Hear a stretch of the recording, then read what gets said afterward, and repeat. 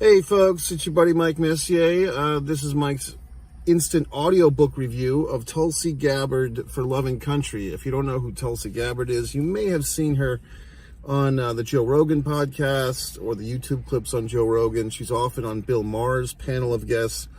Basically, she's, from a physical aesthetic standpoint, probably the most attractive politician in the United States going these days on the female spectrum. And Tulsi is from Hawaii. I didn't know this, but in the book she reveals that her mother was, white, Caucasian, as it were, and her father was from America, Samoa. So that's interesting. Tulsi was, had political office in Hawaii a couple of times, and she served in the U.S. military. And she ran for president in 2020, where she got a bit of fame because she was on the Democratic side of things, and on the Democratic debate night one, I guess they had so many Democrats ran for office, they had to split them up into two nights. And Tulsi went after Kamala Harris, who was kind of like, protected, or kind of the golden child of the Democratic Party at that time. And Tulsi went right after her on some hypocrisies, I believe about smoking the old ganja. I believe that's what it was.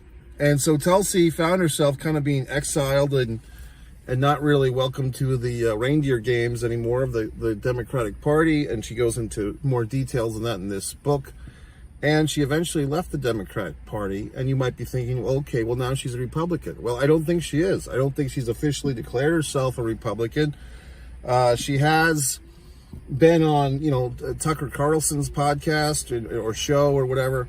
But I think it's just kind of interesting that we're in such a divided society now that it's like if you're on someone's podcast or if you say one sentence, suddenly people have this whole outlook of your life, like you're on this side of things or that side of things, or you must think. And I've had people accuse me of things, it's just absurd, and people are assholes, you know what I mean? But Tulsi's got a good spirit, and if anyone asks, well, Mike, who would you vote for president? I always mention Tulsi Gabbard, and to me, she's kind of like picking up the torch of individual thought that a Jesse Ventura, although he's still doing that himself, but Jesse doesn't seem like he's up for running anytime soon. That ship might have passed if Jesse Ventura was going to run as a third-party candidate. Tulsi, I think if anything, she will probably eventually join the Republican Party. And I could see her doing really good things because I think she is very middle on a lot of topics, but not all topics. I mean, some things she really has strong opinions and values and thoughts on. And we get into that in this book. So this book is not necessarily a biography or a memoir. I don't know if there's a biography or memoir that she's already written.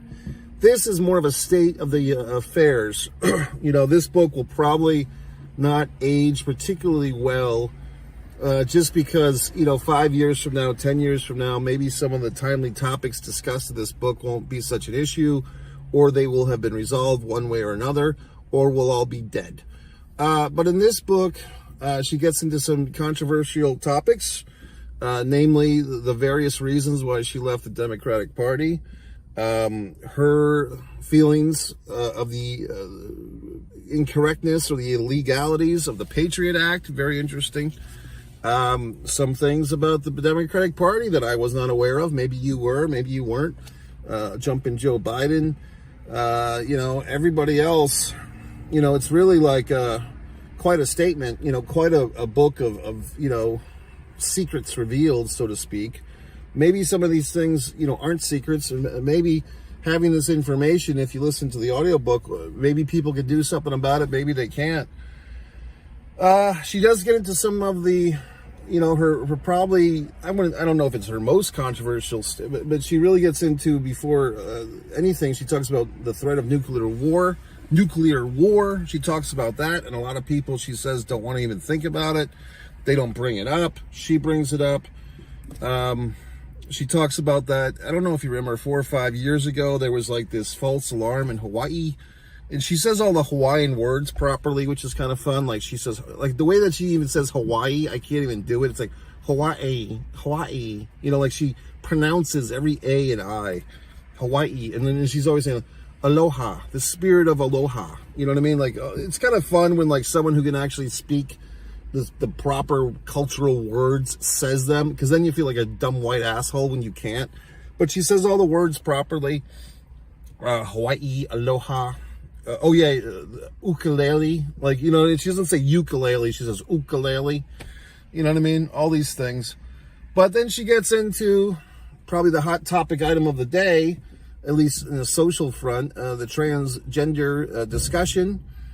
She gets into it quite a bit and reveals some stats and facts, things that people may not want to hear, but probably should hear. She does reference, there's a Matt Walsh's documentary a few years ago that I watched. That'll change your perspective, I think, on that topic. It's a timely topic, and obviously, you know, people have their freedoms, as well they should.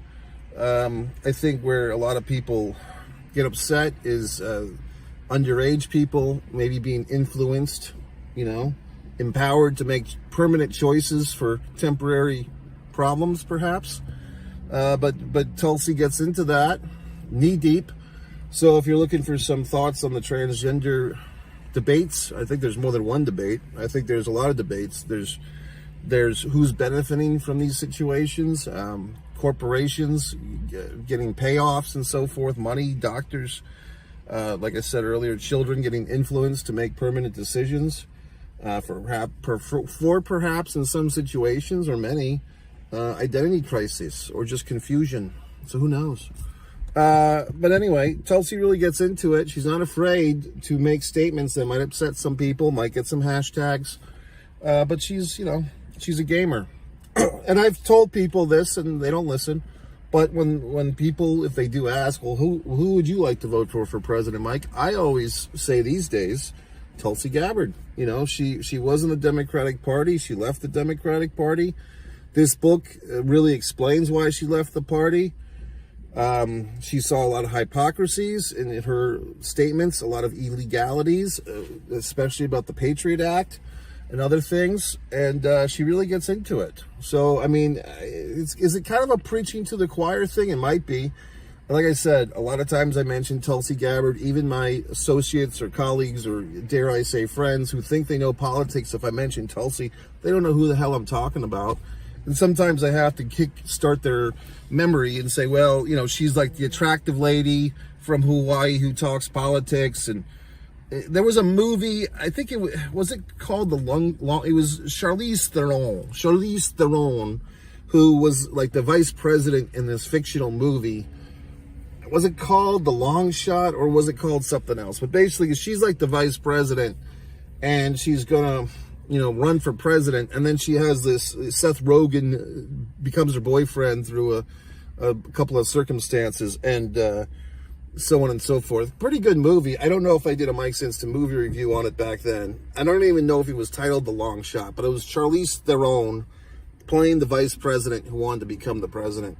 And I've always kind of, because when I became aware of Tulsi Gabbard, it was right around that time. And at the time, like Charlize in that movie poster looked somewhat in the ballpark of Tulsi. Okay? So I've always kind of put those things together in my little memory. I'm a big fan of hers. You know, I'm pulling for her. I don't know. I mean, she's left the Democratic Party. As far as I know, she has not joined the Republican Party.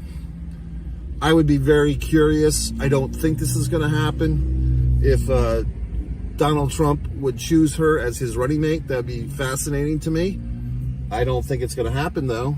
I think there's Officer Tatum on YouTube had some revealing information that Trump might have already chosen his VP person. I thought Trump might have said that at that debate last week, but he didn't. Anyway, I'm a big fan of Tulsi. I would rather her be president than anybody else going these days. I think she has the integrity. As a former military person, she talks about how she had to read the list of the deceased every day in the military when she was actually fighting and for our country, and very, you know, sad. So, I mean, I'm a big fan of hers. So I say, listen to the book, Tulsi Gabbard, Loving Country. I give it a nice 4 out of 5.